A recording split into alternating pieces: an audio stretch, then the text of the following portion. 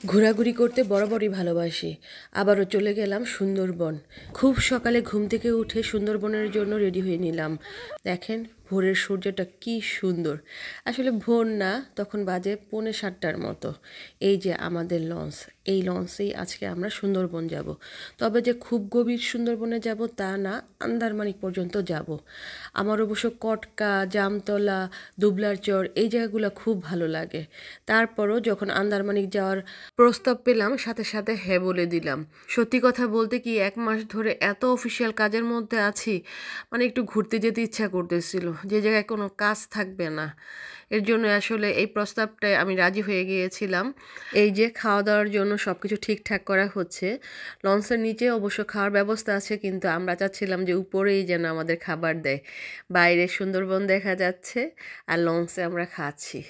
হালকা হালকা শীতল বাতাস বইতেছিল, কি যে ভালো লাগতেছিল। আর সকালবেলা ছিল ভুনা খিচুড়ি আর ডিম ভাজি, ওইটাও খুব মজা হয়েছিল। আর এই দুপুরবেলা গরম গরম ভাত, সবজি, তারপর ডালের মুড়ি ঘন্ট, মাছের ভাজি আর খাসির মাংস।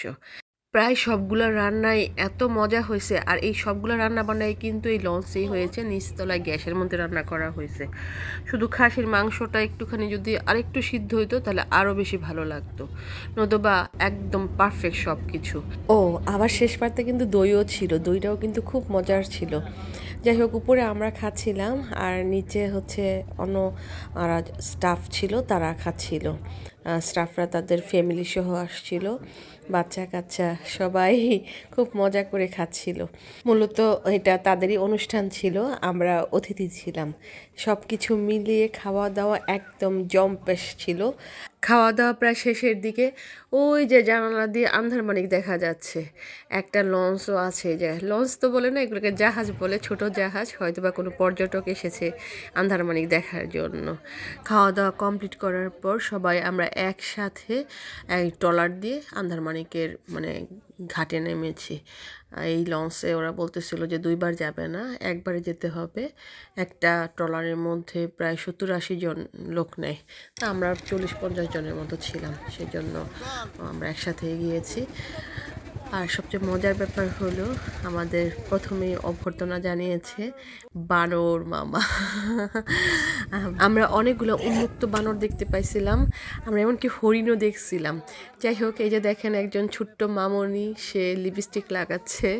যে সাইনবোর্ড ছিল তার পিছনে মানে আনার মতো দেখা যাচ্ছিল, সে ওই জায়গা থেকেই লিপস্টিক দিচ্ছিল। আর সত্যি কথা বলতে কি, এই আন্দারমানিক বলেন আর করমজলই বলেন, অতটা বেশি বনের ফিলস পাওয়া যায় না, কারণ বনের মাঝখান দিয়ে ওয়াকওয়ে আছে, সেদিক দিয়ে হেঁটে যেতে হয়।